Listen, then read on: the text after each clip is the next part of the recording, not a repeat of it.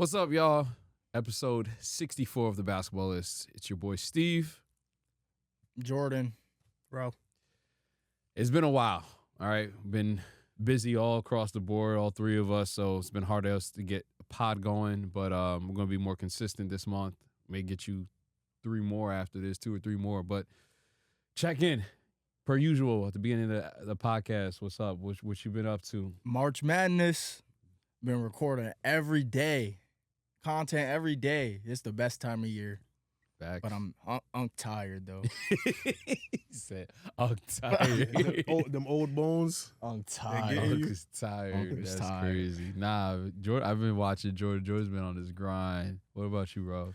Oh, man. I mean, I ain't been posting, but I've been working. Tampa down for spring training.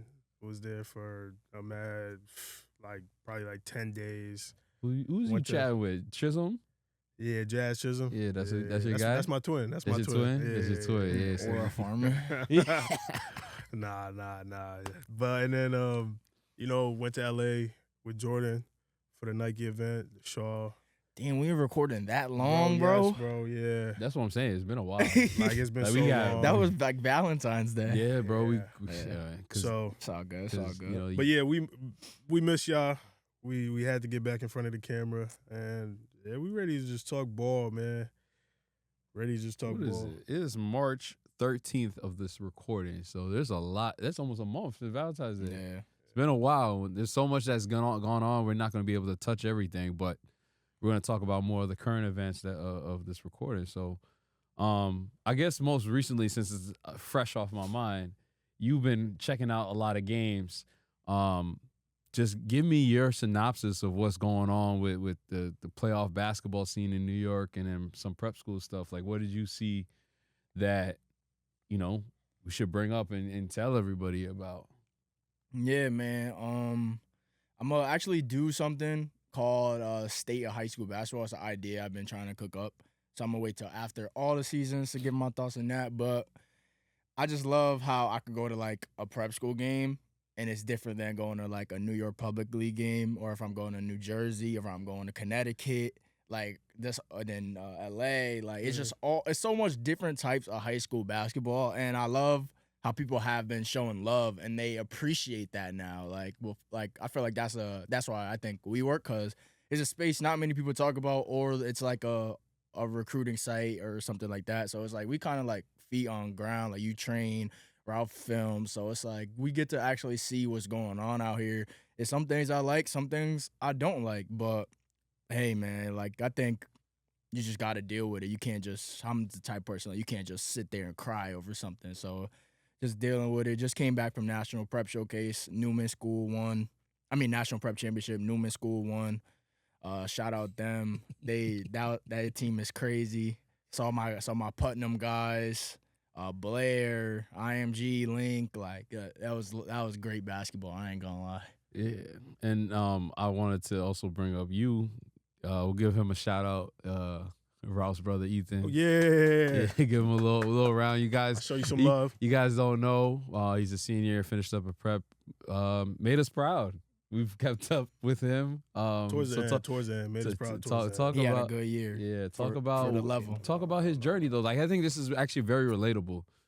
Talk about what you've seen, because you've lived with him obviously day in day out basis. But like, I'm probably more critical than somebody would be, but it's because I expect someone with the path and the opportunities that he had to do more. So I expect more of you because I hold you to a higher standard. That's me. right. So picked up basketball kind of late, like actual playing, like organized kind of late.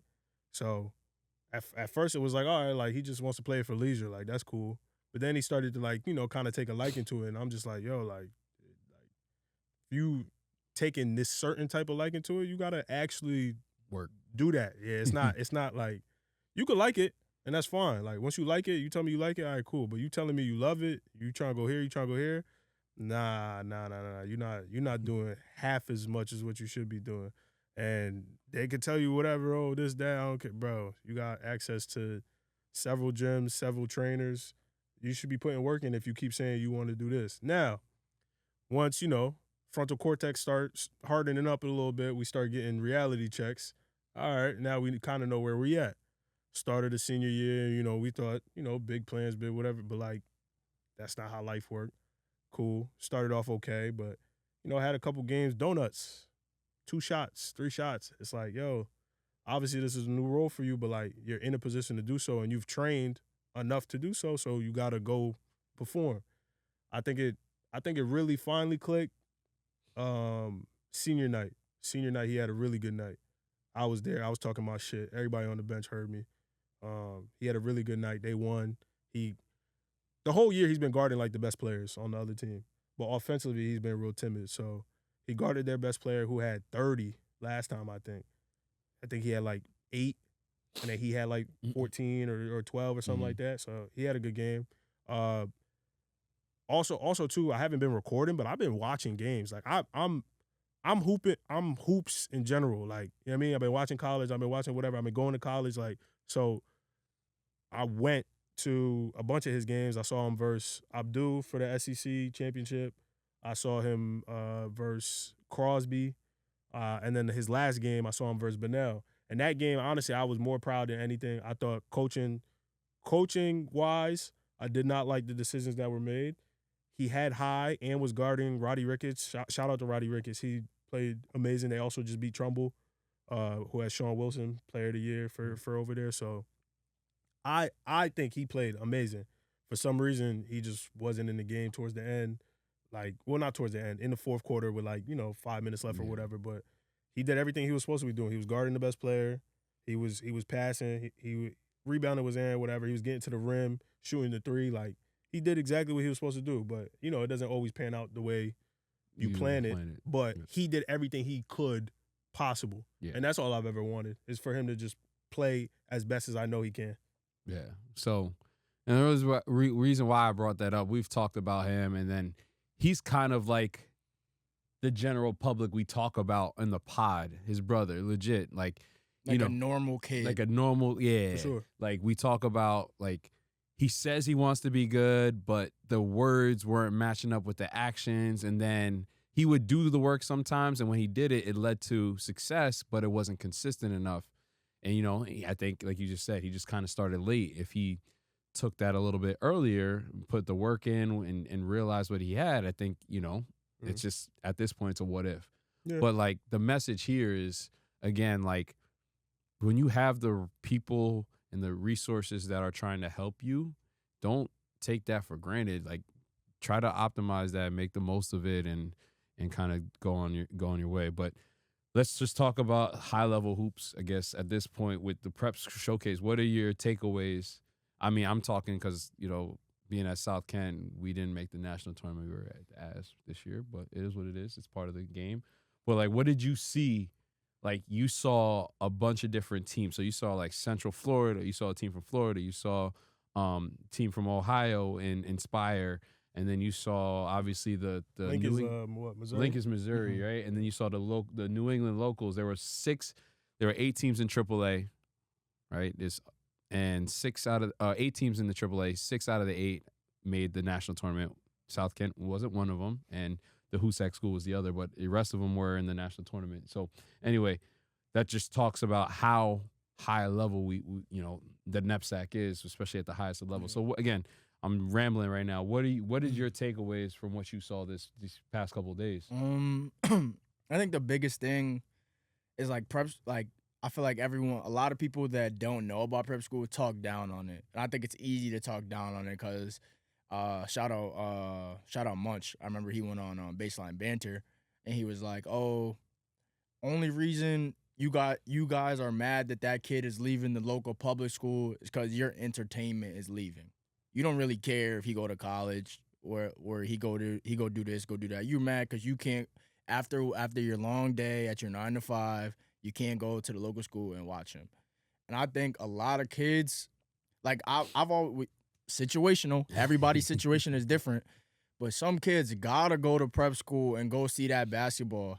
Like, you might be the most talented player in your area, the best thing since white bread or whatever the saying is, but, like, you might gotta go play with some other good players, because a lot of those, like when I go watch Newman, I go watch Putnam. Putnam got 13 to 15 Division I players on the team.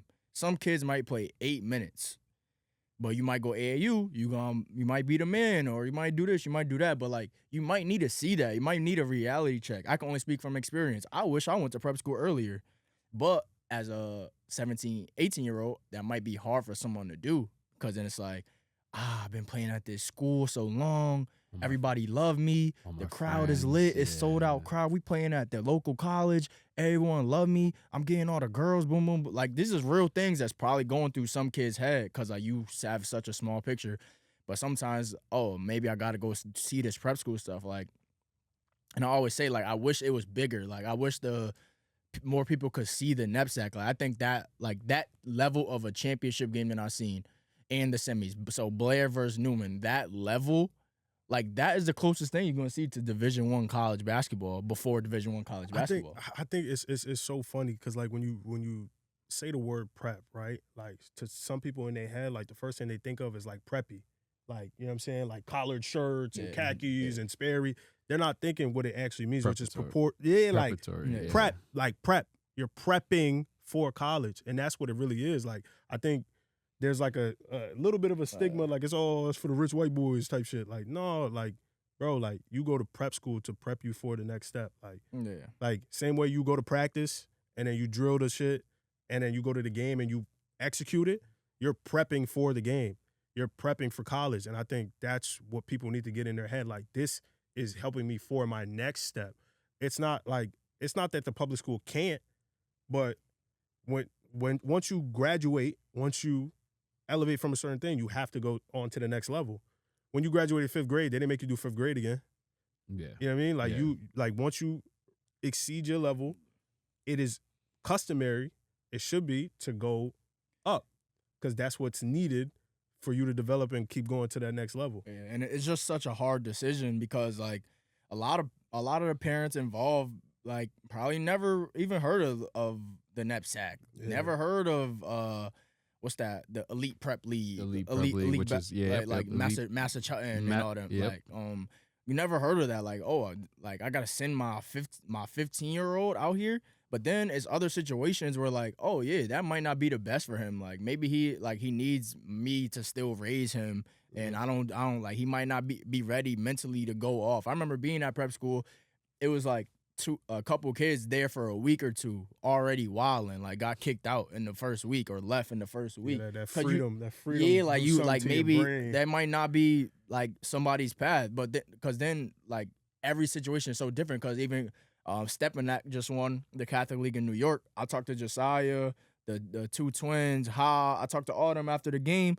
It's like, yo, like I'm glad I stayed here my 4 years. People were trying to poach us left and right, but they have a good foundation there. Coach Pat, I've been to their practice. I played college basketball. That is a college basketball run practice. They watching film. They on the road all the time. Like they going to Florida every year, hoop hall every year. In that case, yo, yeah, why would I go to prep school? I got what I need right here. Mm-hmm. But then I've been to other practices. The kids is laughing while coach trying to talk, chasing each other around like it's a little kid practice sometimes. So that's why I just feel like hopefully you got the adults in your life to help you with that, but like that, hopefully you could see stuff like this. It's gonna be scary. Yeah, it's such a hard, bro. So, example, like us at South Kent, we're in like farmland, Connecticut. Like we're near nothing. Right. Like, and most of the prep schools are. Yeah, exactly. And so like, obviously we've played schools. Where did we go? We went to McDuffie. New Hampton. Like, like. Hoosac School, Darrow School, like all these schools, they're in almost the middle of nowhere. So when Brewster's in the middle of nowhere. Brewster's, only one that might not be is Newman. Newman's in the city. It's lit there. I'm not gonna lie, it's nice, but that's besides the point. What I'm saying is, it is a shock, right? And then I could only speak on this, and I want to bring this up, right? So the education portion for preps, right? So our process is like you have to inquire about the school. Right. What people assume prep schools have is scholarships. It's not how it goes. Right. Schools are businesses. They have to make money. So with that being said, every school honestly has what's called a net tuition revenue marker to hit, right? So meaning you have to raise some money through the tuition to be able to go to like make the school profitable, and then obviously you can bring in kids. Every school now has a different number. Every school has a different number of donors that donate money. And so then that varies on what people can get, because we do financial aid, which it's kind of like the college process, right? That's what it basically is. It's, again, prep school. So like when you go to college, you got FAFSA, and you got to do a essay and all this stuff. You literally do that. Yeah, like you do most of that process. And those schools sometimes be like 80 bands, 70 so, bands. Yeah, so again, St. John's is 70. No, I'm talking prep school. No, I'm saying like St. John's right now is like 79 bands. Yeah, like, so like here again, bro. like prep school, obviously you got to think about it. Like us, Cushing, Brewster, I looked up all the prices of boarding schools. The average price for a boarding school is between 70 and like 80, 85K. For normal, like for just to be able to live on campus. You get explain that though. Explain that though, because I think like we say the numbers and they're like, oh yeah, 4 years, 80K. That's per year. Yeah, so that's per year. It ain't cheap. It's not. And that's what you're getting. Like you're paying to go to school. One, I'm not saying all public schools are academically are bad, but you do when you pay for a school like that.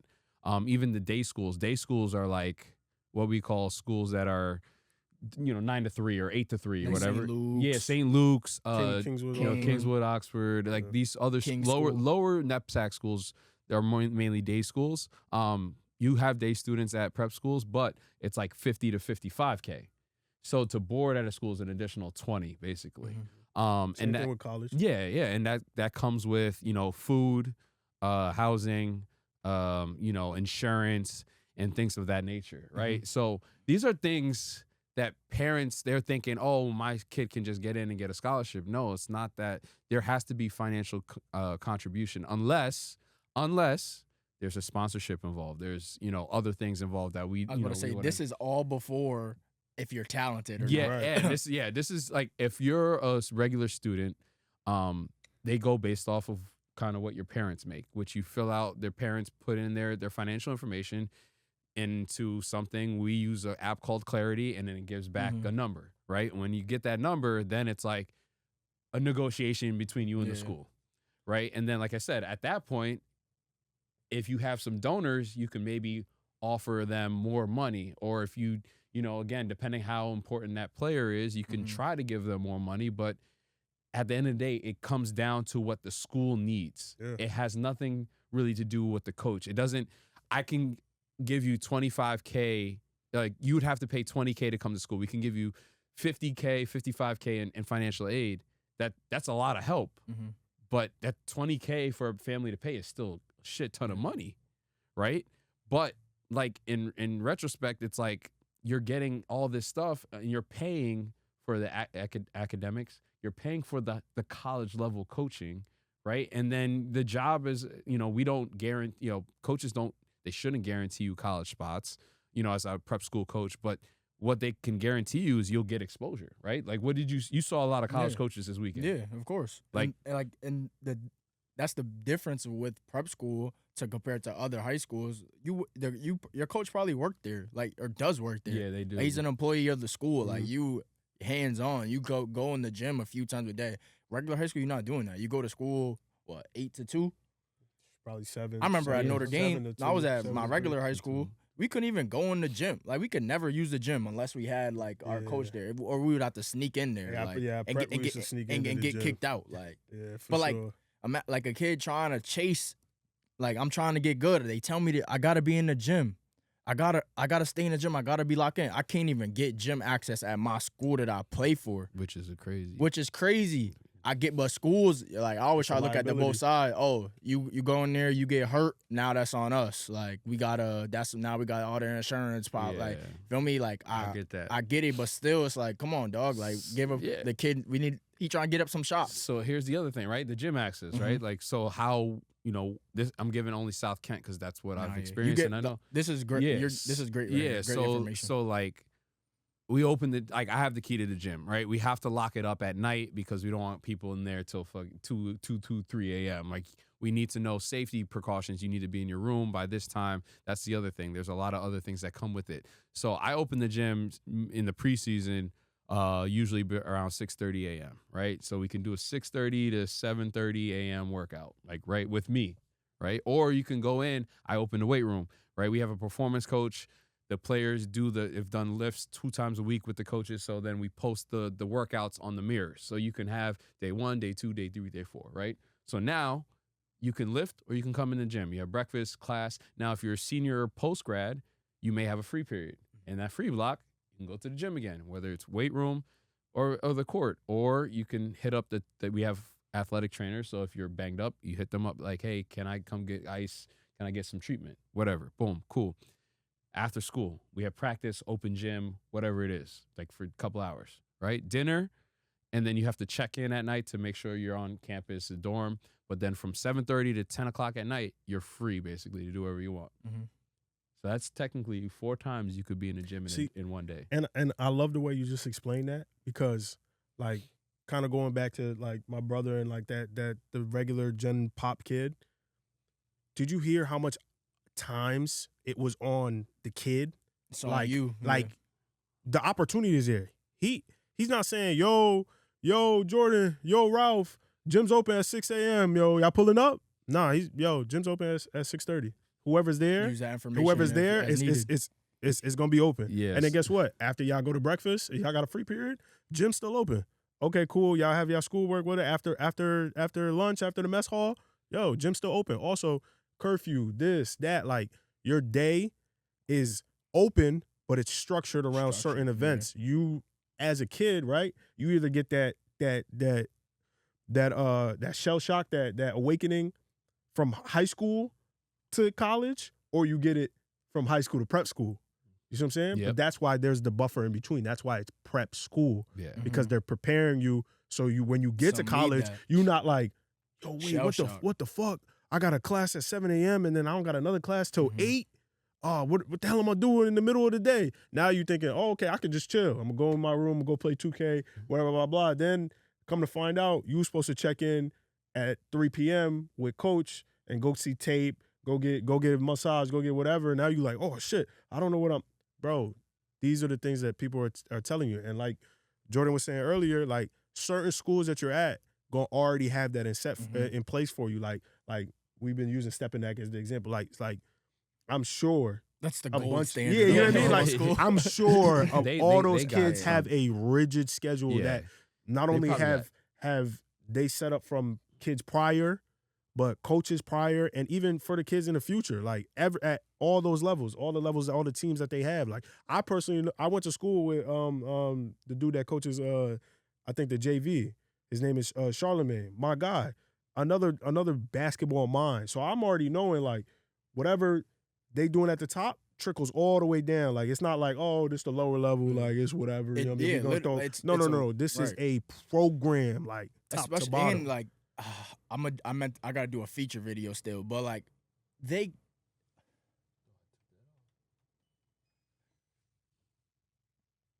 all right. I gotta do a feature video still, but it is so impressive. They kept Adonis Ratliff, Jarius Ratliff, Hassan Karesi, Josiah Jervis for 4 years. Bro. The Ratliff twins played freshmen as freshmen. They are 7 feet guards. Think of, in this climate today, that is not 90% of the time they are bouncing, going somewhere else, going to do something else. Josiah Jervis too, like pro went to Peace Jam. He ran him for Renz. He was the guy. He was the guy. They went to the championship and lost to Bradley Beal, another good team. Bro, I bet EYBL schools, all that came knocking, bro. Nah, like Hassan is also very, Haas very got like better every he was, year. If he was on like a different public school team, I could see him taking like 13 shots a game, like easily, like one of the feature players on the bro, team. he would went into another school and averaged 25 points a game. Like Yeah. he's going to Fordham, and I think they got a steal.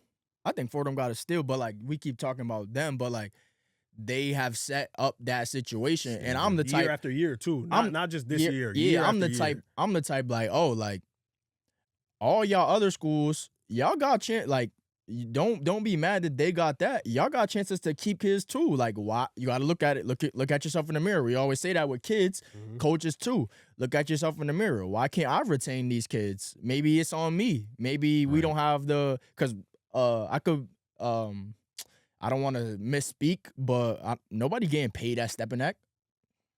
What do you mean? Like, in terms of kids is getting paid to go play for Mount Verde. So this is again a gold standard. I saw a podcast.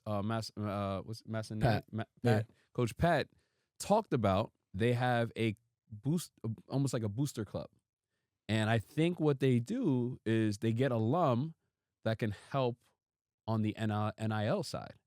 Meaning, so I think I saw what's the boy going to Michigan State? What's his name? Josiah. Josiah. Yeah, he got the Toyota. The Toyota shit. shit. I think that was a help from Stepinac. Yeah, but I'm saying it as if paid like to go to the school. Stepinac is not paying. No. Like, I think NIL. I think there's kids. that's also. But that's I'm also, saying like there's kids on Spire Academy getting paid to go play for Spire Academy. There's kids at OTE going to get paid, and I know that for a fact. Yeah. So no, I don't think so either. But I think That's why I said I don't want to misspeak. Y'all could correct me if I'm wrong. Nobody's getting paid to go play basketball at Stepinac. So to retain that talent and to have that trust, it means something. Yeah. No, the development, and then on top of that, like again, yes, I just had a conversation with one of our guys, and like the revelation is again, and you were the one who says this. You have a finite time. Your window, your window's short to play at a high level, but also make money. It's hard to find a balance between the two, right? So I think that helps though, like having the booster club to help put those guys in business rooms that can help set them up for now. I think it's so crazy, right? We're talking about NIL. If people even had that mindset as far as coaches, outreach, I need this, I need a trainer here, I need this here. Like, we're talking about getting him an NIL thing, right? They got a let's say like a committee of boosters or whatever, and they're like, oh wait, I know somebody down at Kia of Stanford that can probably sign some few kids if you're interested. Some of your higher level, bro. We asking some public school dudes just to reach out to a coach that's across the street, and we not even getting that. You see what I'm saying? Like, you as coaches, as adults, we got to hold ourselves responsible, and it's not fair to a kid that you want him to stay all 4 years, and you can't get him anything better than, yo, you could probably do the JUCO, and then we could get you to where after 2 years of your JUCO, then we could get you to where you like what are we promising the kids if we're benefiting off of them? Because then you just want to win the championship. Because then I win the championship. I win the championship. Yep. You move on, and I say, yo, I coached Jordan Petway. I brought him to the chip. I get to do that. I get to do that, right? I get to do that. But then what do you get to do? Oh, yeah, man, I enjoyed my 4 years at Ralph University, but I'm going to go JUCO 2 years. The JUCO didn't really work out. Niggas was fighting. Somebody stole an iPad. They thought it was me. I got kicked out. Now I'm playing 1v1s on YouTube. No, but I coached Jordan Petway. I got Jordan Petway to the chip. Y'all remember that? If y'all want that, y'all can pull up to my school. Yo, that's... I mean, what the fuck are we talking about? Yeah, I think a lot of coaches are not in it to see their kids thrive afterwards. It's kind of like this is what we doing now. Like this is I'm here now. But I think like I agree with that 1,000%. Like what is he doing after? Even if he don't go play Division I basketball, which is fine. Like I even hate the fact like, bro, like say you have a good kid, like he's going all conference, all state, whatever state. If you're going all conference, all state in your state, you could probably go play some type of college basketball.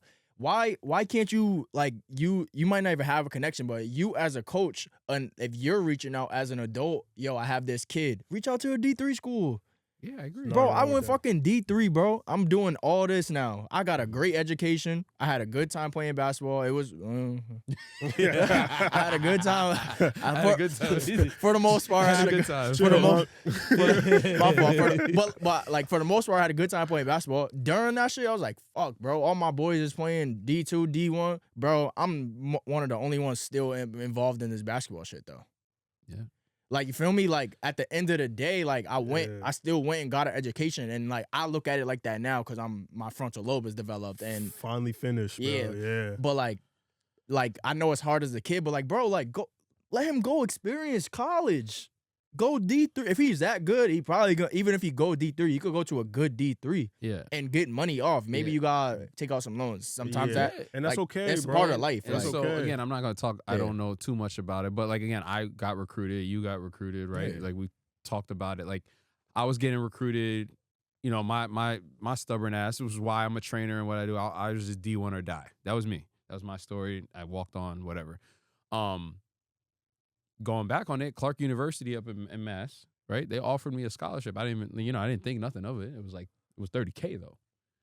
And that was on academics alone. They were like, we can try to get you more money. And I wasn't thinking anything of it. I was like, yo, I'm better than this. That was my thought. I can't, I'm not making this up. Yeah. But like, that's what I'm saying. It's just like, even that, if you're good enough, a school will try their best, especially, and that's why it's important to keep them grades good so you can have more opportunities, stuff like that. Better your grades. If you're a really good hooper, there's gonna be money for you out Yeah. there somewhere. Bro, Like doing like whether anything. it's a full ride, even partial, whatever it is, there's gonna be money for you on the boys and girls side. Like, just you gotta make sure, like, again, school's not for everybody. I get it, but like it's part of the You requirement need it. Yeah. to be able to play NCAA basketball. So I think and don't hold yourself to a standard that the 6'6" or 5 stars hold. Y'all not the same people though. Like it's true. Bro. Y'all not the same. You got And so that's he what- got that's he got a partially- 2-0. Go ahead, He go got a ahead. 2-0, which is ass. Yeah. Garbage. But you can play with a 2-0. It's ass. The Yeah. 6'6" 5 star got a 2-0. You got a 2-0. You an average kid. Maybe you got a little bit of talent. Y'all not the same people, bro.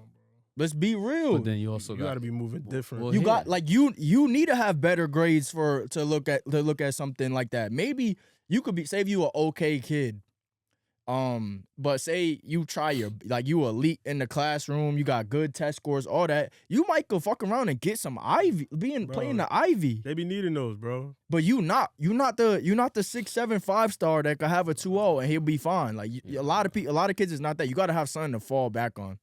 what was I was just gonna say something about that. Fall back on shit. I lost my train of thought. It was something about that. Damn. So I Go ahead.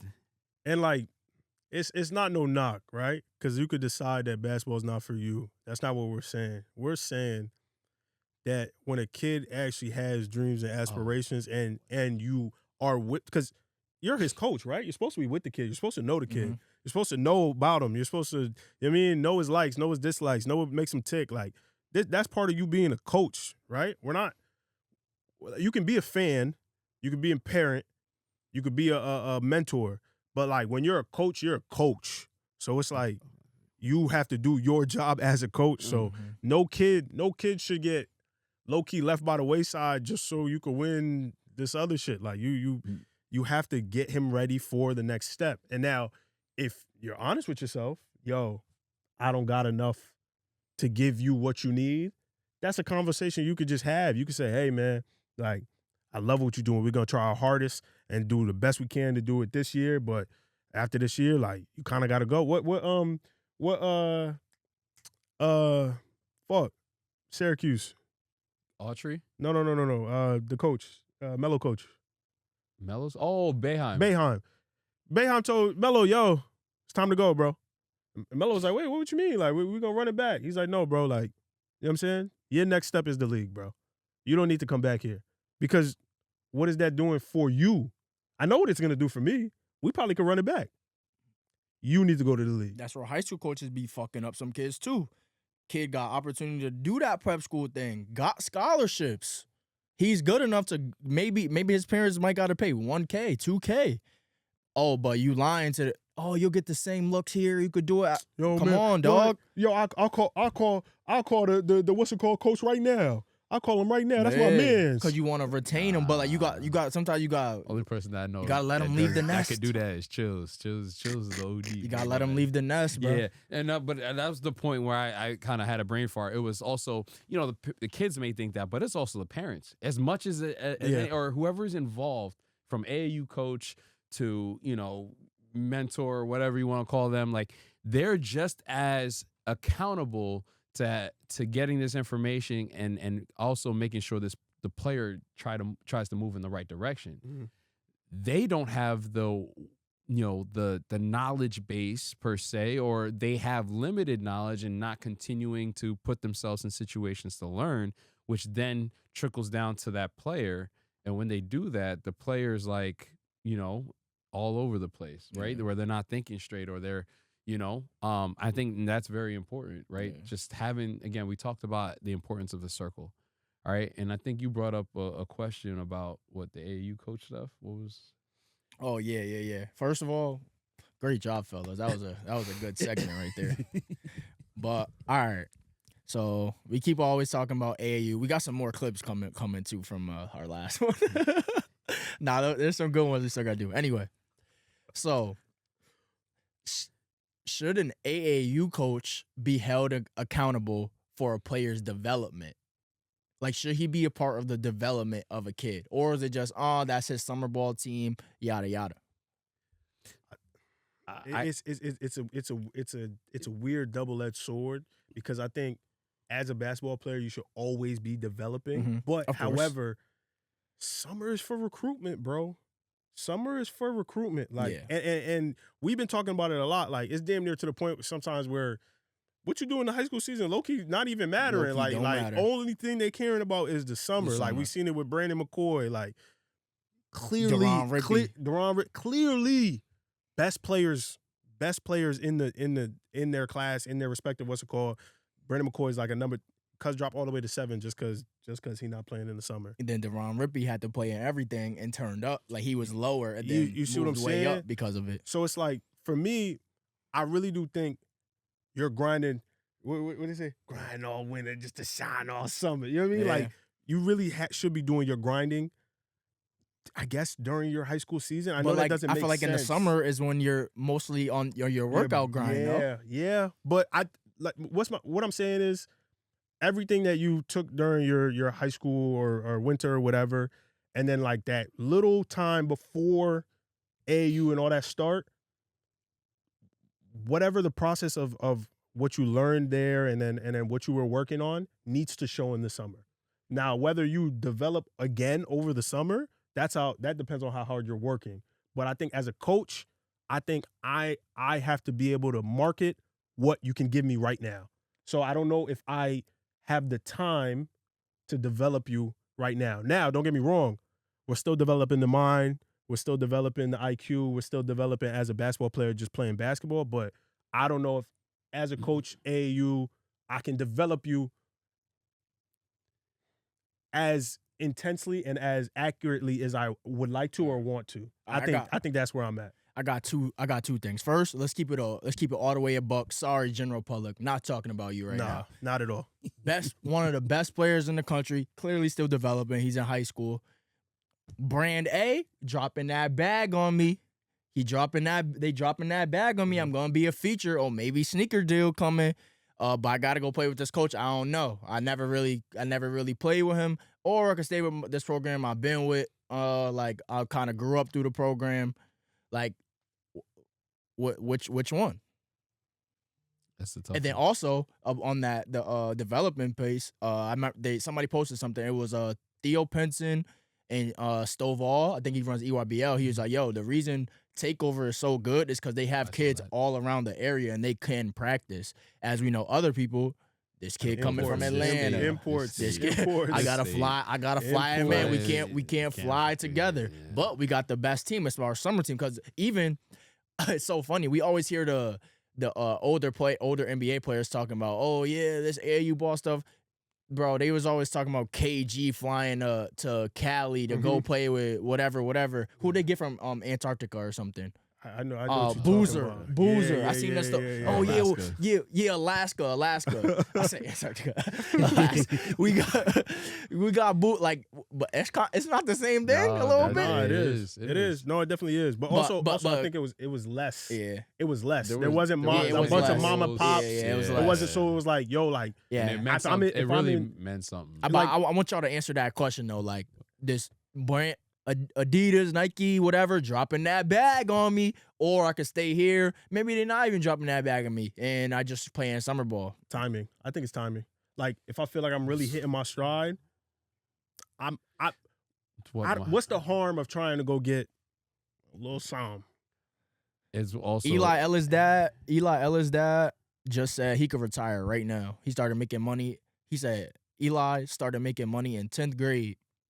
Hasn't spent barely any of it. He could retire right now and be valid. I think our view of basketball just has to change with some situations. Before, it was such an easy concept. Oh, I grind in high school. I go do my college. I try my hardest to get to the NBA. Now I could go maybe like I'm realistic with myself because you got to be delusional a little bit. Maybe I get there, and we see that's why some kids are still in college. That if they had that grind to try to get to NBA, they probably would be there right now. But it's like I'm making a 1.1 million or whatever it is in college. By the end of college, if I hoop this year, maybe I make 2 million the next year. Maybe I could end college making $7 million. I'm glad you said that because Christian Brown, he was on. Yeah. He was on. Whose Old pod man is in the that? 3. Oh yeah, that's Cam Johnson joint. Mm-hmm. Yep. And he was saying like, yeah, you know, like towards the end, I received some money, but like, He said he made 60. yeah. But he said if I made $1 million in Lawrence, Kansas, I would not be in the NBA. he would not today. be in the NBA, and I think that's important to hear from an NBA player. This is not like, who also Oh. earned his spot, by the way. Mhm. yo, winner at every level. He won at every single level. He won in high school. He won in EYBL. college. Gain elite, He won at EYBL, and he won an NBA championship. He's telling you, if y'all gave me money, I would have I wouldn't be here. I wouldn't have the And I same think that's hunger. important because it's like you said, you're gonna have to kind of make that decision. And unfortunately, it kind of right now, it's kind of either or.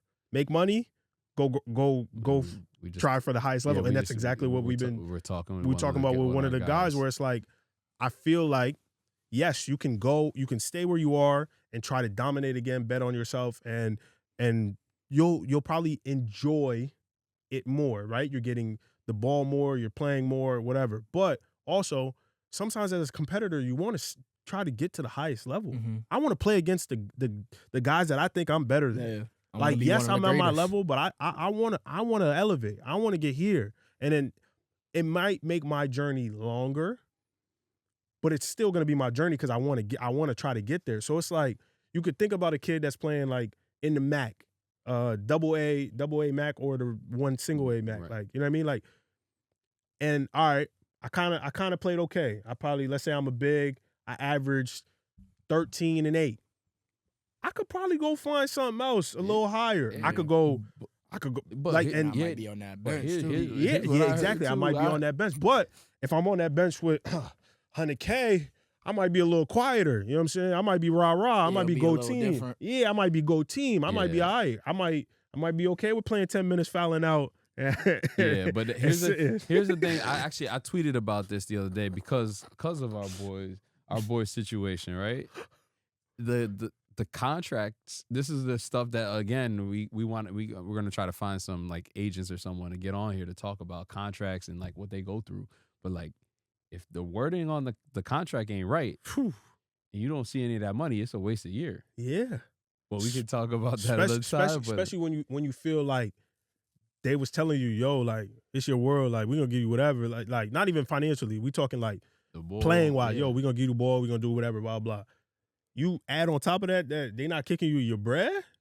Oh, What's going on? Yeah, exactly. What's You going gotta think on? about, I don't know, if I'm a coach, hell yeah, I'm trying to get you. I'm thinking something of you.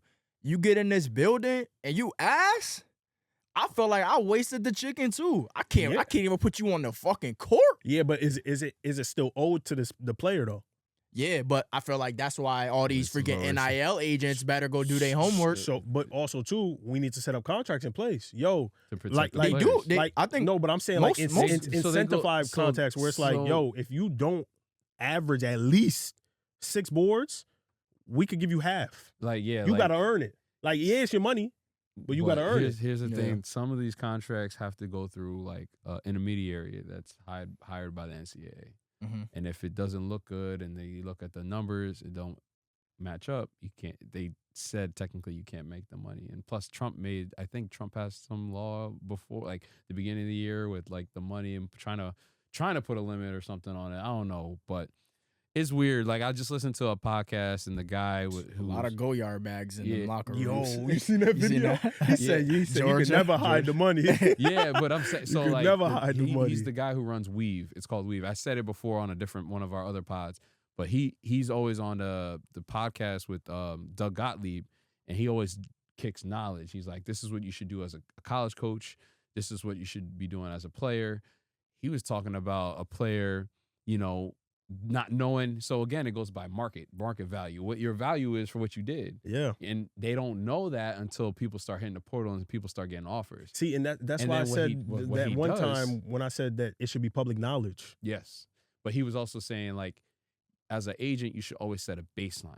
He said, I think he's at least worth, or she's at least worth this, at least, if not more. I seen Patino. I think Patino is actually doing a real good job with the NIL thing, which is kind of crazy because he is an older coach. Yeah. He's kind of been transparent about Mhm. it. So he was like, I think he was on Talked some about pod. Ian, He was talking right? about Ian. He's like, yeah, I want Ian back. Ian wants to be a pro. Ian does want to be a pro. I know that for a fact. But he's like, I told him, go see where you stack up, all that stuff. Ian wants to come back, but we have to talk about the money thing because Ian is definitely an expensive player, no matter what, for sure. So then he's like, oh, we have a cap still, though. So just like in the NBA, if I give X player to max, I can't go get these role players to surround them with because we don't got the money. So it's like, do I go get this great player? Because we see a lot of college teams this year, they went and spent that bag, but then their team is ass. So what was the point when I could Right. have got a bunch of good role players? So it's like I feel like I think it's funny too because you mentioned that and Todd Golden kind of gave Kentucky a little Yeah, shot little- there. He little- was like, yeah, no, they have a good team. They got a $22 million roster, and like to me, if I'm Kentucky, what's his name? You talking about Mark? Yeah, What's his yeah, name? Mark Pope. Pope? that's a shot. oh, That's a nah, shot he been getting because shots all. no, you heard and Dickie it's- V? Yo, and it's Yo. not, and honestly, I don't want to say it's not his fault, but it's also like, yo, like they spent money on this roster, and you guys are still kind of ass. So like, this is the outcome that we're in NIL, where it's like, yo, you spent $22 million Yeah. on that roster. Yeah. Y'all niggas losing 12 games. Before we keep going, I just wanted to put my chime on the AAU coaching part about development. yeah. Before we keep going into college, AAU ball is different than high school ball or prep school ball. Mm-hmm. So that's why it's hard for me to say anything about it because it's two different styles, right? And then some players thrive in that AAU style, and then they go to college and it takes them a while to adjust. And then there's guys that don't do as well as AAU because it may be more ISO ball or whatever. This is the highest level, by the way. Yeah, we're The talking about the highest highest level. level. The highest and level. then you got somebody like Chase Jeremiah, or I can't say his last name, but who's on I think it's Jeremiah. on Newman, Mm. who was on BABC and came off. He wasn't even a starter. He comes off the bench for Newman. Mm-hmm. When I say we played them twice, he sparked us for 7 threes each game. Yeah. Like I think he's gonna thrive with his position in college, And I think it's also important to mention he started at Daniel Hand. which is a public school in Connecticut. So with, it's like, with Eli, with our boy Eli. you see what I'm saying? He started at Daniel Hand. So he did the route that we've been talking about where it's like, hey, I think I'm pretty good at this Yeah. level. Like Go maybe prove yourself. maybe go take a chance. And mind you, he was on their development team, I think last year or 2 years ago. He did 3 years there, Mhm. I think he reclassed. I could be wrong about that, but I think he did 3 years there. I think he was one year he definitely was on the second team. Yeah. Got his reps, got better, and then was It's a wake-up came off call. Yo, I think I'm nice. I get over there. Whoa. But This dude is way nicer than me. But he thrived under that. He bought in and did really well. But again, you said he was doing really well, and then just a couple games didn't do great. But in AAU, but it's part of the game, right? And what I'm saying is he thrives in that system, right, and in that style. So AAU is more so, and again, we talked about it's just exposure. Yeah. I was training somebody last night, and they mentioned their AAU coach said, "Oh, tell Steve that you need to work on this, that, and the third." And I'm just thinking, I'm like, it got me mad. I was tight. I was talking my shit to her, but I was like, I had to pull myself back. I'm like, this is her coach. Damn, I gave it up. Ooh. Oh man, but it was more so. Nah, I got you on that one. And so my thing is, you're putting them in a box when you limit them to what you want to do. I get you want to do for your system, but where she can go, where they can go, right? You can't just limit to that. We work on everything. It's to build the best player possible. And I also think with the AAU stuff, like I keep saying, we're talking about the high levels right now. Level. So we playing for yearly contracts, like on a Nike circuit. Go win 2 games 2 years in a row. See if you have a Nike contract. Yeah. New Jersey Scholars. Yeah. We see teams every single year not have a team. Like, bye. We got teams ready to come in anytime. Got A-grade programs that want to, Ja, Mookie Betts, Dylan Harper. Bain has his now. Bain. Yep. Don't Chris Middleton got one? I think so, yeah. He be there all the time. All these players want an EYBL team too. Because they went through the program, they love their now they want to give back and do the same thing that they had. Yeah. And pour into that. In the A-grade, they giving these teams a chance. Go lose, as a program director, go lose 3 years in a row. Only have 2 wins in the EYBL 2 years in a row. EYBL is you gonna get regulated. No, you will be playing made hoops real quick. And I get that, right? You do have to win. You do have to provide. But then that goes into, again, kind of like college basketball. It's less about development, and now it's more about recruiting the right pieces that fit your style of coaching, and then you could put the best product. Yes, you want the highest names you can get, ranked, so you can get eyes on the program. Now that gives you more of a pool to choose from players, but it's less on the development side. I also don't appreciate passing off blame. You know what I mean? Where it's like, oh, yo, go hit up, what's it called? Why can't it be let's get together with, you know what I mean? Why is it a go part? Go, what's it called? Go tell them get you right, blah, blah, blah. Nah, why can't it be, let's go together and let's go figure out what we could do, because I need you to do this. I don't know if he's doing that with you, but let's see if we could meet eye to eye. You see what I'm saying? Because I feel like all the time, it's almost like we segmenting basketball throughout the year. Oh, you got your trainer, your high school coach, and your AAU coach. And then that's it. Like, why are we not all together working synonymously with the players or players? The player that I just brought up, I reached out to the high school coach. They're the first high school coach that actually had a conversation with me and was actually pretty genuine about it. He's like, I appreciate all the work you're doing with this player. Mm-hmm. And, I've been to their games a couple of times, and they tend to play better in terms of doing what me and him talked about as the coach. And he was just like, whatever you're doing, keep going, because we need that player to keep doing the same thing, and that'll help us win. And I'm thinking on it, like, yes, that helps the team win, but they need that to be successful moving forward in their career. Mm-hmm. You know what I'm saying? So, like, it again, like you just said, working together, it works. So then you had the other coach coming in saying, "Oh, you need to do X, Y, Z," instead of realizing the bigger picture, right? Like, I get it. Like, when you have an AAU team, because you're so talented,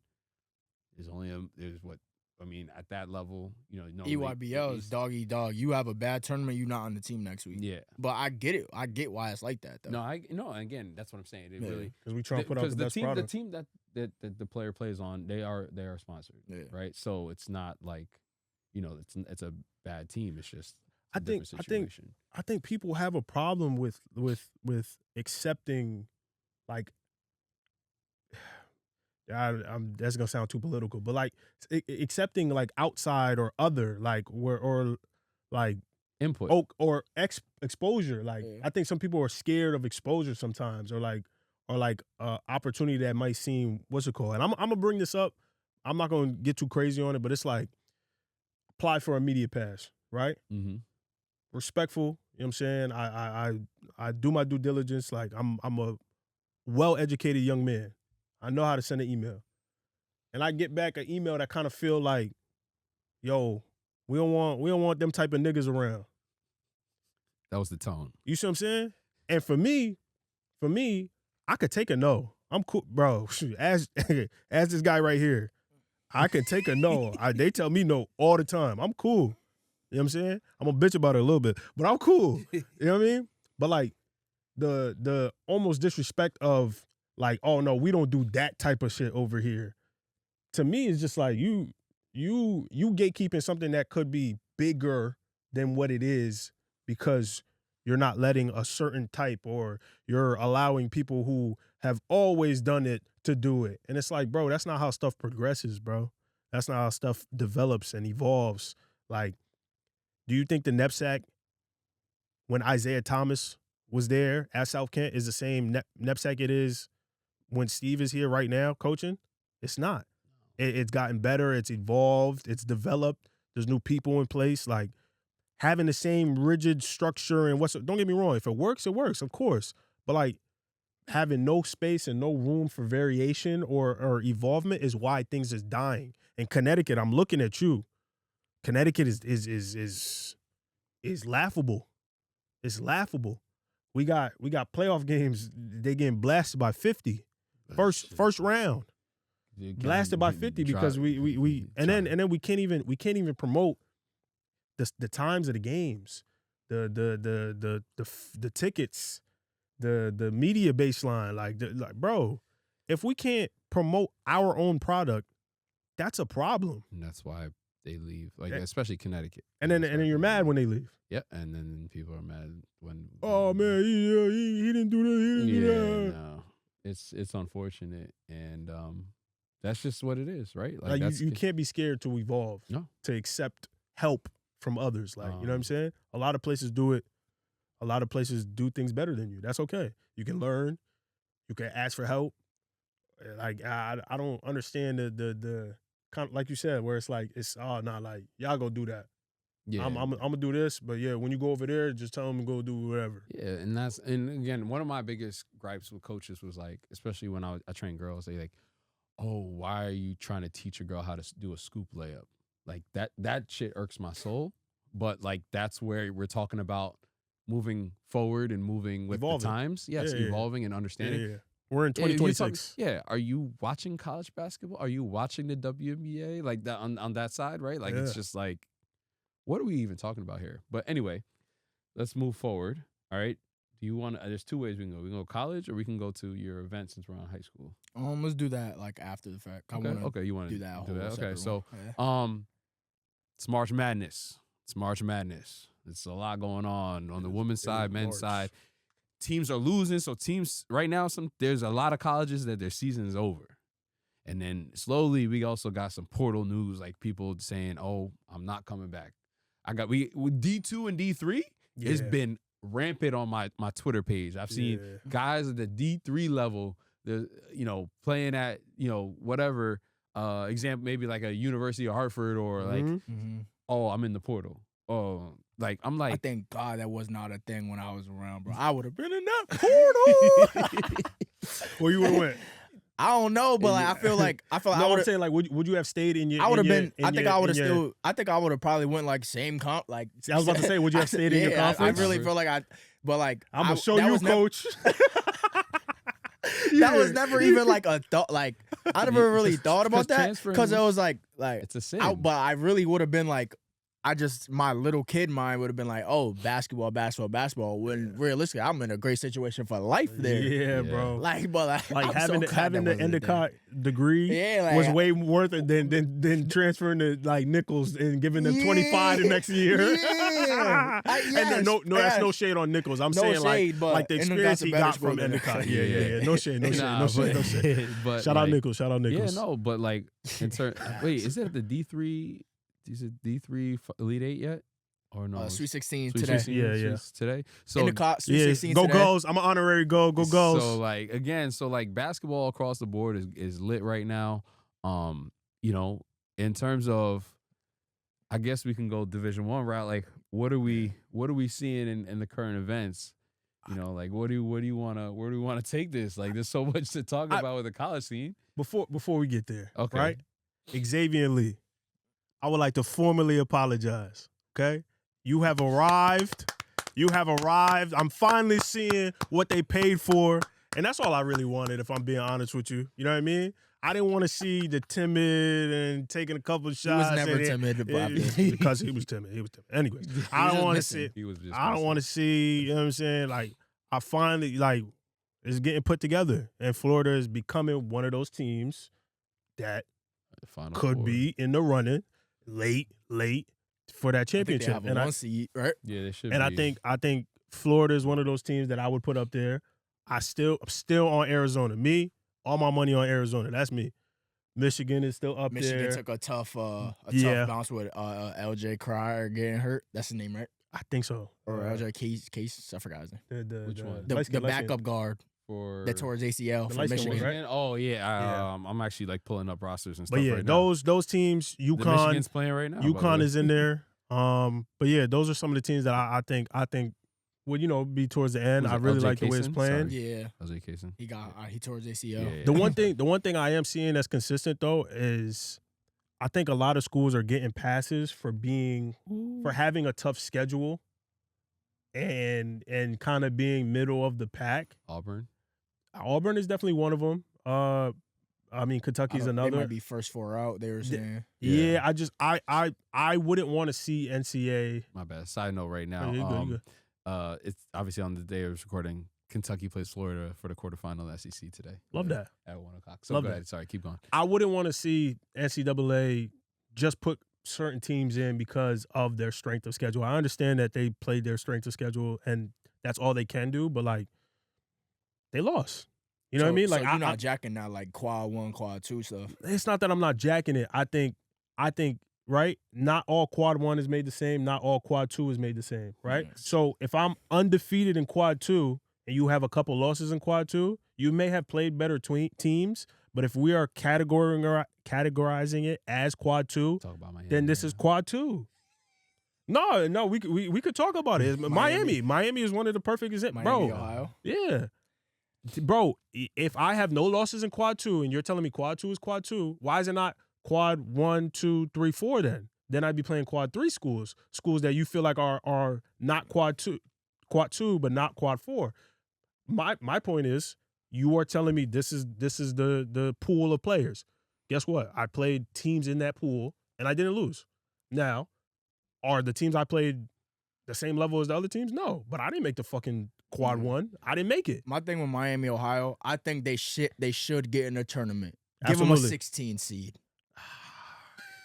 They should be in the turn. No, on some real. Well, they're not undefeated anymore, so I can that's what I'm saying. I can understand. But at the time they were undefeated. If they don't get in the tournament, that might be a little. That's gonna be crazy. Fucking crazy. So here, I think they should be in, but I don't think they they a top. Like I never thought they was a top 25 team. To be honest, why not put them in like the play-in game for like the 12 seeders? That's what I just they do. The play-in game. Oh no! I said 16 seed. My first 4. They should definitely be in the first 4. Okay. They shouldn't. Remember when North Carolina played last year? Yep. They gotta be in that. They shouldn't have to play in no game, bro.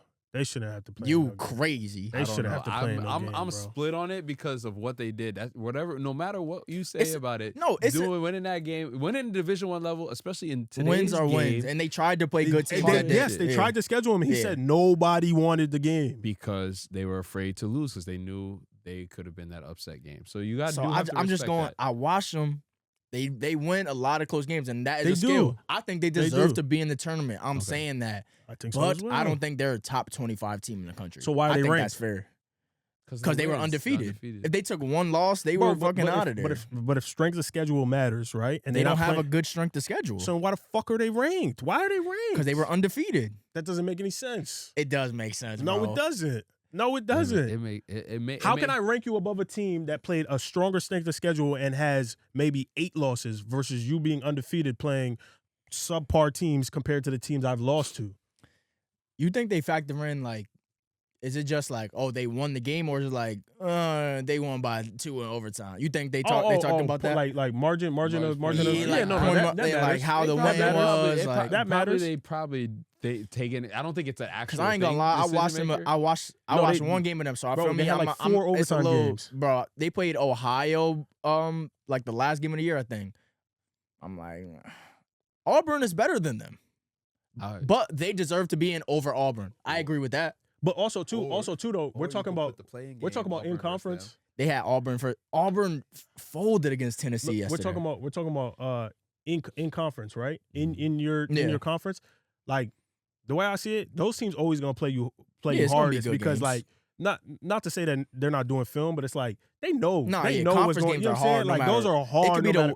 It could be the worst team in the what's it called? Marquette beat UConn, like literally just like And that. Marquette's not supposed to touch UConn. Yeah, You see what I'm right. saying? So that's the way I look at it when Yeah. I'm looking at all those close games, because when I was looking at it, they really didn't play no other out of conference stuff. Like they had like one or two.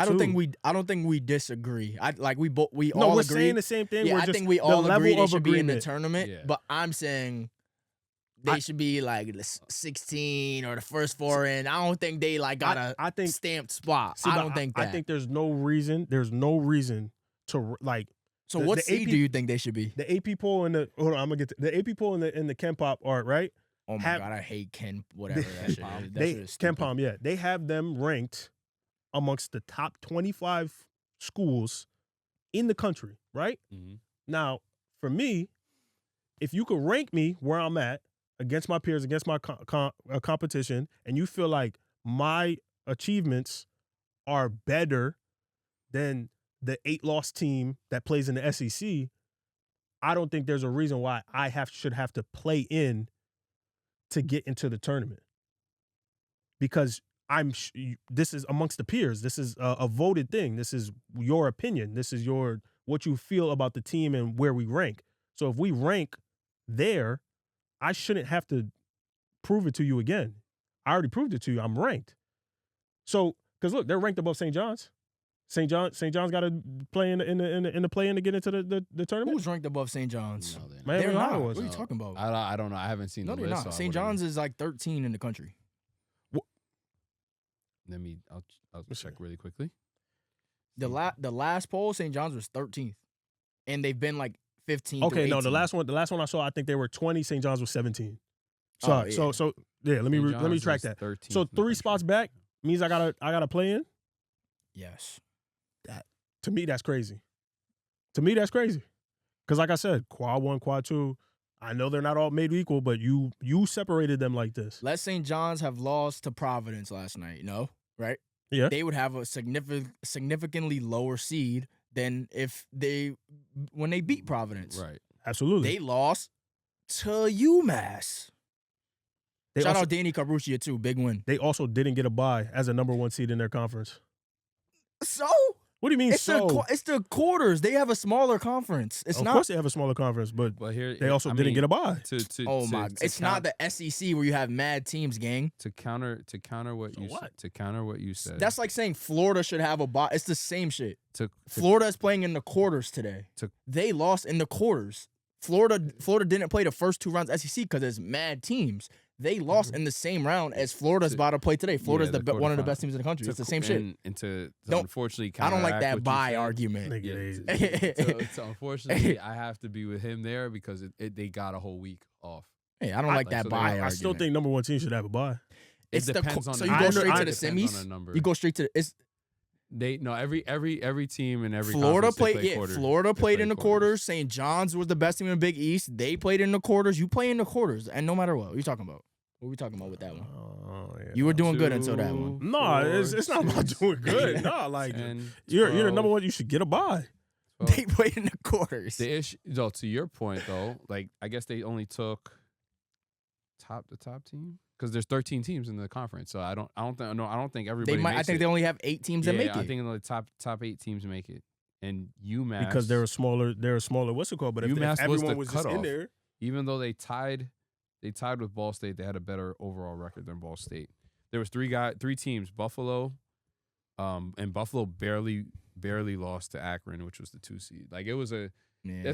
That's this is the MAC. I'm not saying. I'm not the saying MAC is you're hard. wrong. I'm saying a number 1 seed should. I just feel like that bye shit is an excuse. Like, Yeah, I agree. I mean, again, No, they lost. It depends. They It lost. depends on the team, right? Like a bye could be a bye could be bye good. could a hurt good you, thing or a yeah. bad A bye thing. could hurt you because of the rest, Yeah. right? So again, But I think you should get one. yeah, That's across, not just for Miami, Ohio. That's who across. is So we clearly know the top teams. Who's like a dark horse that can win the tournament this year?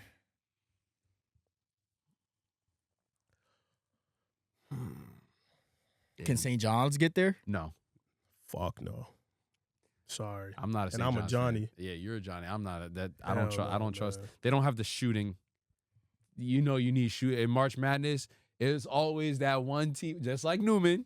It's always that one Yeah. team that spark it up. If Richie, if Richie he was Richie was hurt. still on BYU, Nah. I would have BYU as AJ's my. been wilding in the playoffs. I'd have them as my dark horse Yeah, if Richie I don't was think still they can there. get it done though. Nah. Even Texas Tech, they are banged up right now. Yo, see, Houston is one of the better teams in the. I feel like they could be a dark horse. But I don't trust them. I don't. For some reason, I just don't. You know who trust I think them. could make a little run? Arkansas. What seed are they looking projected to be? Mm, Because if they get a seed like they did last year, where like I just look at them last year.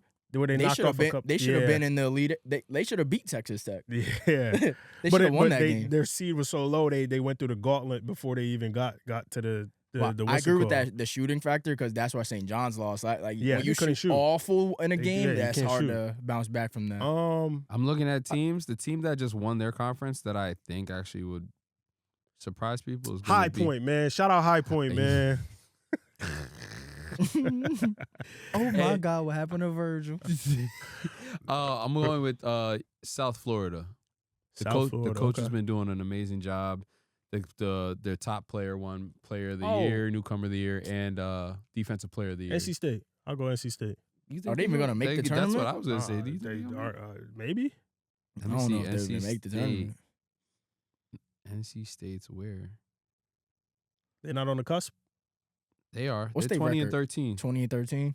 Yeah, they on the They cusp. right there. They're Yeah. right there. I think, might I be think they on have the a grit. bubble. They have a gritty team. I wouldn't say shooters, but they have a gritty team that could cause They problems. lost for to some people. Virginia the other day. Super tragic what happened to Caleb Wilson too. ACC, since we talk about ACC. Yeah, Yeah. Caleb Wilson. They lost last night too.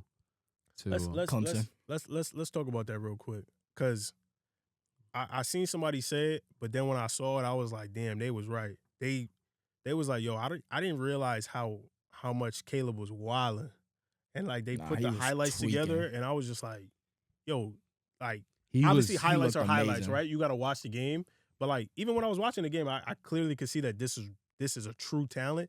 But when you put all the best highlights together, I was like, yo, this looked like a generational mix. Bro, Like, he was this really is- good and like on the circuit, but I didn't think it would be like this. So he had joined Boozer and them, Yeah, so Knight it was Riders. kind of a little hit. I see like that's why they won. So I thought he would still be a top 10 pick, like bro, kind of more of a role type.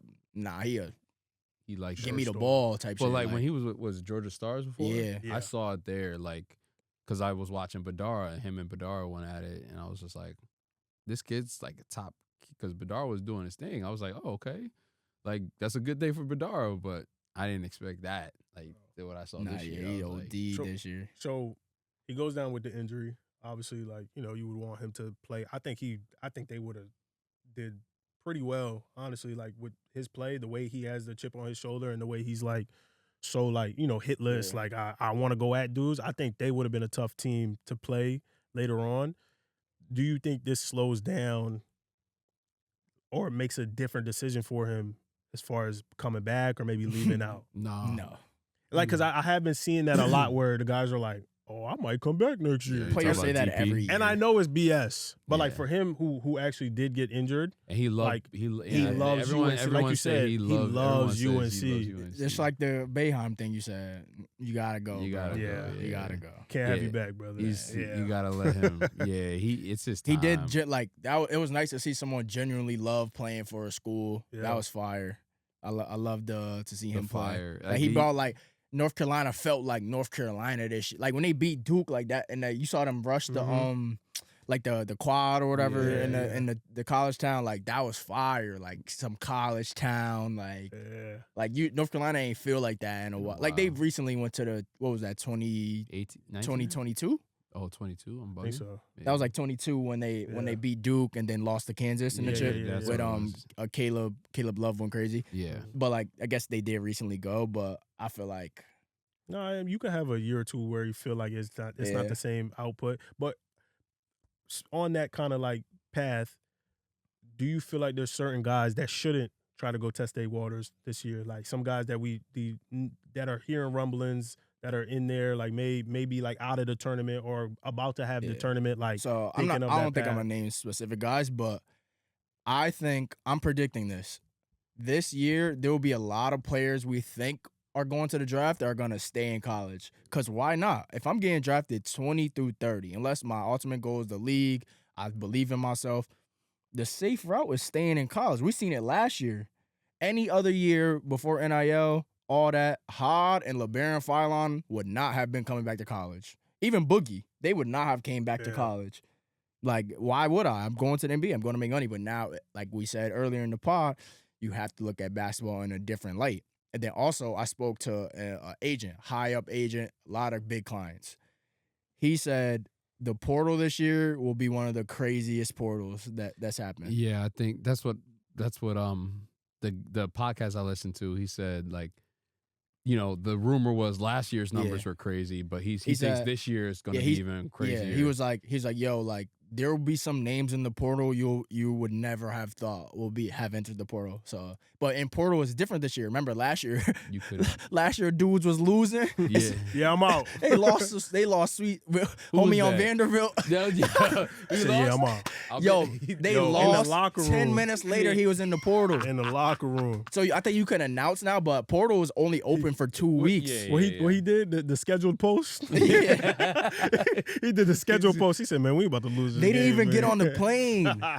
Like they were still in the locker room, like sweating, crying. Yeah, I'm in the portal game. Yeah. So I mean, again, that's like crazy. Bro. But the sooner, here's the thing. Again, if you have an agent representation, the sooner you do announce it, the more your agent can put stuff out there. I was about to say. So I know the portal is technically only open for 2 weeks, but can I start the process a little earlier? It's planning to enter the portal. You know what I'm saying? You can't say I'm in the portal. Yeah. I'm planning to enter the portal until it's officially open, and then you're. I think that 2 weeks thing is kind of crazy. But because I think it helps though. Nah, like I feel like it's gonna deter some people because then it's like you really don't know if they really want you. Like it could be talking great for that 2 weeks. You can. That's fake. Not even enough time to fly around the country. Say you got some bad weather. You in Jersey. You go to school in Jersey. You got to fly to Cali, to Texas. Say there's some. But feel me? That's ruining your visits. So I think this is where you're getting. Misconstrued. Yes, it's the announcement. You don't have to commit in the 2 weeks. So I could go visit and do all that. So other I could. Stuff. The 2 weeks. Once you have 2 weeks to enter the portal. Enter the portal. Okay. You don't. It's not to. I thought the same last year. I thought it was just like closing. No, I talked to somebody about that. That's not what it was. Okay. It's last year you had a month to decide if I'm going to go in the portal. Because guys, people in our circle that we talked to, they waited. By that time, everybody kids are committed already. Yeah, because now, it doesn't. And the money's gone. And you can't even get nobody until after the tournament, which I like. Yeah. I didn't like how like you could go get it's like kind of like, the spots are snatched up. Maybe I'm a bench guy. My team made it to the Final Four. Fuck, I got limited options. I could have went somewhere maybe a little lower and got a little bread and played like maybe 20 minutes versus like, damn, I probably gotta run it back here. Yeah. I think that's a good pivot because the top high school guys Brandon McCoy hasn't committed. Tyron Stokes hasn't committed. Christian Collins hasn't committed. Bruce just did the other day. Bruce BYU. Branch just committed. Did he reclassed up though? No. Yeah, Yeah. he reclassed up, but I'm saying he was a top guy, just Right, committed. Right, yep. A lot of guys are waiting to commit, and I think that's kind of It's just the what you smartest got to thing do. Yeah, like before, I remember like, and when I was in high school, it was like, if you were good, like you committed. You committed early. the fall in the Mhm. fall. Like But- you already knew where you was going by and the time then the season. If you hit. waited to the spring, you were just in a bad situation. Yeah. But now it's almost The opposite. you want to do it because Some guys again, come in early to make sure they secure the spot. Some guy- to secure the spot. Yeah. Make sure I'm over there. Yo, Yeah, yo, say my but- seat. Say my seat. On a lower level, we know guys that committed freaking beginning of junior year, like, Yeah, and and then then it's they like, damn, bro, chill. Yeah, like, you're okay, but, bro. But that's the thing. Coach but- might not even be there. That's what I'm saying. What like here's my thought too, right? There's two things that I wanted to bring up. I wanted to bring this up last podcast. It's like, all right, let's say you do commit early, right? You get to the school and it don't look good. Like you committed, they got 2 guys in the portal at your position. Mhm. What are thoughts about like redshirting? Like we know a guy that's redshirting right now at a school. I'm not mad at redshirting. Like what do you It's think? more than ever you could probably redshirt. I feel like in the summer you could get a good feel for it. Like in summer when y'all working out, be realistic with yourself. Or shit, you don't even gotta do it in the summer. Maybe fall. Because you do like, have time. yeah, You have you- until like January to kind of Yeah, like because officially I end minutes think played. Bryce redshirt. Bryce James. Yep. Like oh yeah, let me just You played a redshirt. couple games. You're allowed to play like a minimum of like I don't know. 4? Was it I something think like it's that? 6 or Yeah, yeah. 7. Games. But my thing is like, is it frowned upon? Like, what's the conversation like? Like, because if I'm a college kid and I'm like, hey, like, you know, like I kind of got to think about myself. Like, I'm not really playing. Like, hey, coach, like I think it's best for me to redshirt. You know what I mean? Like, does that create a bridge? Does that create like how do coaches respond to that? Versus like, okay, no, like you good, bro. We're gonna give you some minutes here and there. And now you get to the end of the season and damn, I play too many minutes. I can't redshirt. Here's my thing. I brought it up with a couple of my parents this year. I'm like, yo, why don't you think about redshirting? Because it's not looking good for playing time. Like you also don't know. Maybe someone gets hurt and then boom, you're you like it's something you gotta really take into consideration. But if the coach really loves you, like really believes in you, that's why they recruited you, they would almost be happy. Right? So now you're like a high level practice player. You're learning the system. You're working on your weaknesses in games. So you know, all right, coach, coach, what do you need me to work on this year? Your body and your shooting. Great. I know what I got to get better at. And then in practice and when I do scout team, I'm working on my shit. I don't see if I'm a college coach and I really like love this kid, like I really wanted this kid in my program, I'm cool with it. But it really depends on the situation. Now, if you're like at Arkansas, Kansas, I don't know. Yeah, they bringing in a new You batch. bring it. You bring it. Yeah. It You mighta- depends. you the mighta different wait. strokes for different folks. Right. Yeah, just again situational, right? And I gotta ask you this too, right? Because we talked about Bruce Branch just like a couple seconds ago, and it's like he reclassed up. The guys that do that, like in your opinion, like what are they looking for, or like why is it that they're like, okay, like let me go back up to where, or if they never went down the first time, why are they going back up? And then also some guys that do that and then still redshirt. Like what are they? That's probably What are the they best route, in my seeing? opinion. What are they seeing that's like, okay, I think that would be the best route for me. So in my opinion, the biggest thing, money. Yep, I was gonna say it's Going to college, I You could save go. I that could year. go make money. Mm-hmm. My personal opinion, I don't think there should be a rush to go to college unless you're Bruce Branch. Like, Right. you know what I'm saying? Yeah. Baba, he'll be fine. Like, Mhm. Yep. you're that you got they looking at your potential. A lot of players, they judge players differently. Some of you 6'7", 6'8", 6'9", you could go probably average 10 and be okay, probably still get drafted. You're under 6'5", or no, my fault. You're under 6'4", you're a guard. You need to go to college and kill in order to like do that. But I think the money factor is a big thing. But to go up in redshirt, it is different because now I'm playing college guys every single day on my college regimen. Even if it's prep school, you're playing like everyone not at the same level. Like you some schools gonna have some lower talent, but then say I go to reclass up, I'm going HM. Like this is all HM every single day. I'm dealing with the college facilities, all that stuff. And I know a kid that got hurt, like a year long injury, reclassed up. So I think that's also different. I'm gonna go to school. I got the best trainers. I got the best surgeons. I'm gonna work out every day in order from being at my prep school where I'm like we got makeshift. Like I gotta go to therapy 2 times. Going to therapy 7 days a week and going to therapy 2 days a week is a difference from Jason Tatum being able to come back now and like a high school kid. Maybe he's out for a dumb long time. Like that's a big difference. Like the training aspect. So I just think it's like all that type of situation. In my opinion, I wouldn't rush it to go to college because depends on your goals. Like we always say, it depends on what you want out of it. I wouldn't rush it because then it's like, hey, what's 1 year? Say you going being a freshman at 19 or 20. Like, fuck what they say. Who cares? Right. Yeah, and fuck what the TikTok commenters are saying. Like, oh, dear. No, literally, like it doesn't matter. I like if a parent DM me. They were like, my son, I forgot, he was tall. He's like, oh, my son's tall. He's at his public school. He already has offers. I'm trying to get him to go to prep school. I think he should go to prep school, go get better, because I think he's still a little immature. This is a parent, what they said to me. They said, I think he's still a little immature. I think he should go to prep school, like we just talked about earlier in the pod. Go realize something before he's ready for college. She was like, oh, but he doesn't want to. Like he wants to stay at school. He wants to stay with his friends.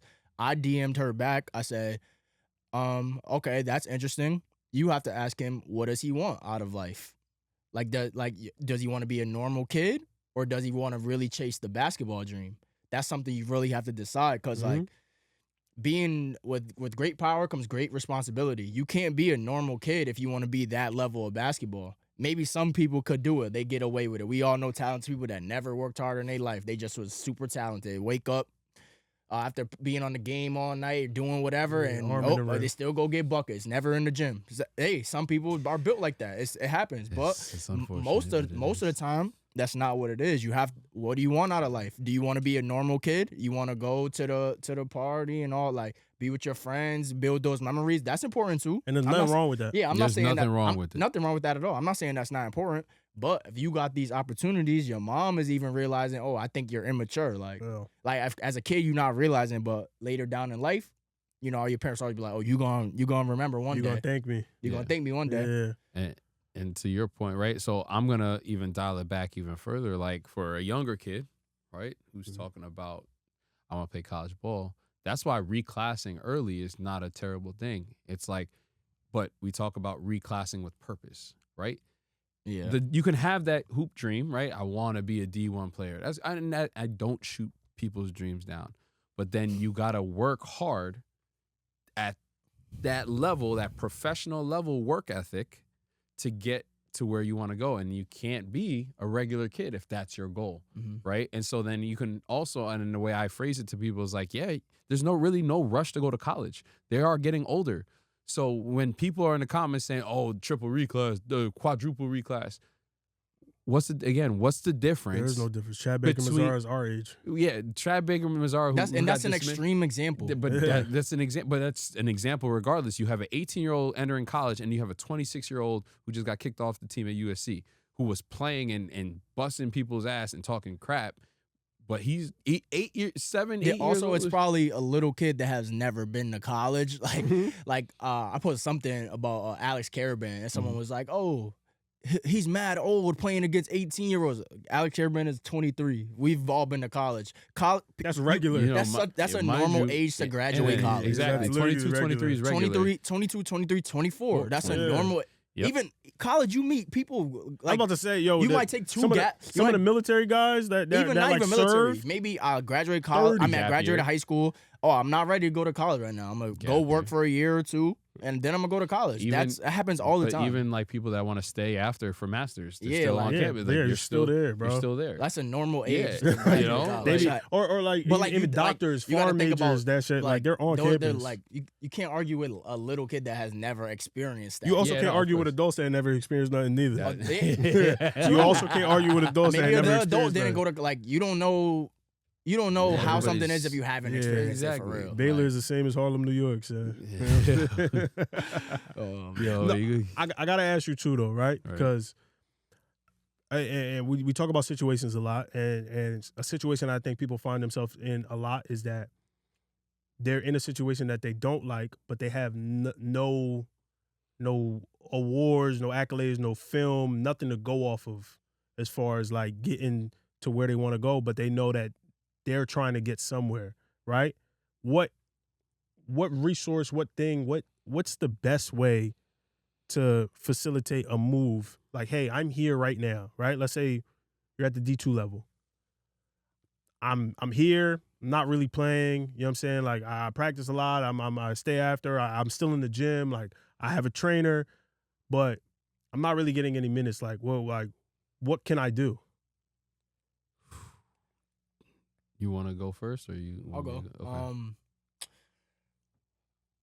I think it always goes back to that. Like, I gotta look myself in the mirror. Like, I could believe I'm this good. Like, I'm that good. But you gotta think, if you're out of school, unless you're at the freaking best school in the country, which most of the time you're not, your team is probably 500 or like not good. Yep. You might have to go play D3, or you might have to go. JUCO. You might have to go do the JUCO. You Like, might have to. like you got practice. Like, your practice room might be great. Like, maybe you fucking hooping on scout team. Yeah. But you got to think in a coach's mind. Oh, he not.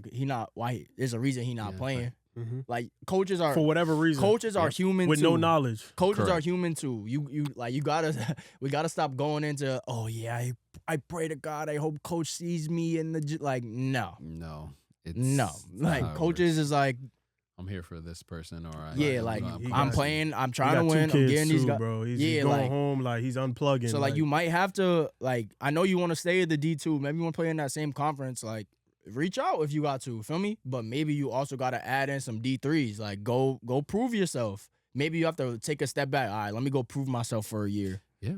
I mean, that would have been my thing too. Good right? question Like, too. No, it's a Yeah. great question. Like, again, try to put a highlight tape together as best you can. Yeah, I if feel it like is a most. practice. I'm sorry. I No, feel go like ahead. most people have the sky cam now in huddle practice. joint, yeah. Practice, Like, that's like That's most, standard. That's yeah, standard. Bro. nowadays. Ethan yeah. got it. That's Yeah, standard. Notre, That's standard. yeah, bro. Notre Dame got that. You see what I'm Yeah, saying? like- Yeah, no, that's super Yeah. standard. Yeah. So again, like, you record it, and again, you gotta. It's partial luck too, right? Like, maybe you put some clips together, and a coach can see something. Like, they know the program, they know the type of kids are in the program. They see it and they're like, oh, okay, there's something there. Yeah. Maybe I'll reach out to the kid and say, what's going on there? Why are you looking? Mhm. You're in a good situation. Maybe you're next up next year. Why you want to leave? Oh, you know what? Else, not to cut you off. You know what's also absolute easy negotiation. I got a 3.5. Oh yeah, Yo, my academics are tip top. Teams That's need a them. Easy, that's Team an needs those easy- grade point average That's boosters. as Don't easy- sleep. That's as- the easiest marketing chip. as Yo, m- I got a 3.5. As much as the basketball is important, schools are there to graduate kids. Mhm. That's where they make their money, Yep. right? Yo, I Yes, got a sports 3.5. bring in money, but the majority of kids are paying to go to school. Bro, the dudes that was watching you hoop, or what's it called? They're doctors now. They give 40 bands to the school every year because they making 350. If not more, You right? know what I'm saying? So, Like that's what they do. yeah, So And education most of is the peop- important. Most of the people I met working in basketball never touched a basketball in their life. yeah, it's crazy. Trust It- me. it's- Most, Trust like, me. I would say probably 80, If- 90%. If we did a layup line, you'd laugh. If we did a layup line, you'd God. laugh. But outside of that, yeah, you'd have to take a step back, right? You may have to go JUCO, you may have to go D3, even maybe a lower D2 or NAIA. Like, there's so many things that are possible because at the end of the day, it's about playing, Yeah. right? If you don't play, you can't move up, you can't get paid, you can't do anything, right? Again, and that goes back to what you were saying, like self-realization. What am I doing with this? Where am I going Yeah. with this? Where Yeah. where Do I want to play or do I want to try to do be I on wanna- the do I highest just level? want to take the media day pictures. Yeah. do I want to live the hoop dream, right? Like, do I want to, be fooled by that and then go play in Spain for $500 a month, but I get to see the world? Like, that's I'm cool. saying. And you do that for a couple years and you come back. But then at the end of the day, if that's the case, you got to stay at your school, get your The education. realization gonna come at some point. Yeah, Yeah. like is that diploma at that school more important than you playing a couple extra minutes and probably Or scoring a couple extra points. Even more important, like again, the diploma means something, but the network that you develop at the school, right? Again, we're not talking about the high major guys because they're there for basketball. Yeah. But if you're a bench player and you really want to play, like, let's be real. Like even the high major guys, most of them is not playing pro. Yeah. Most. It's hard. People don't realize how hard it is. Yeah. What's it called? Homie that was just in the tournament. St. Peter's. Doug. He's like an athletic trainer now. Yeah. He's at Bergen. And the other dude too, the one on Oakland, Goyle or whatever his last, the shooter. The shooter. Yeah, right. Yeah, it was like Oakland. The shooter. Yeah, we all know who you talking about. But feel me, like that's the network you built. Like he's forever gonna be known as the nigga that was wilding, the corporate hooper. Yeah, he was wilding in what's it called. But even in the corporate world. now we're going back to high major, but Nigel. Bro, I value my network. Like I value these relationships. That was beautiful. Him saying that. And like Nigel, I've been around Nigel, his family, like great family, all that. So it's like it's no surprise why he's doing that.